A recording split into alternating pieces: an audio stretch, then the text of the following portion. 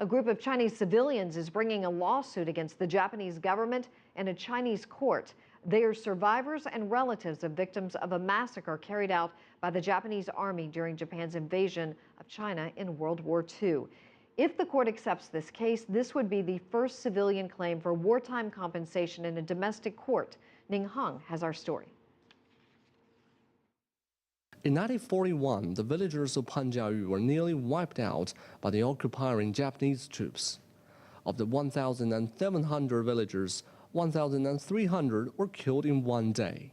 73 years later, survivors and victims' family members are suing the Japanese government for 6 billion yuan in compensation, as well as an apology they had waited for 3/4 of a century.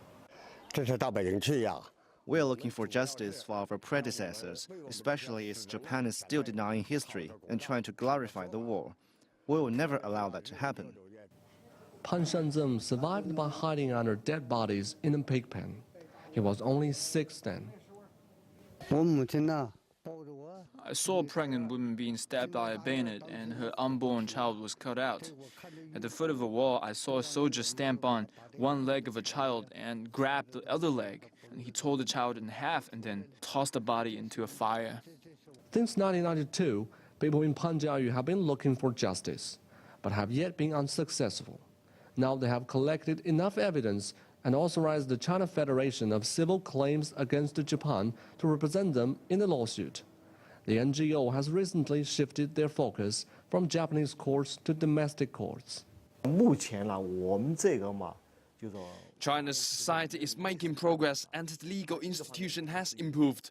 The case has its basis in international laws, treaties between China and Japan, as well as domestic laws.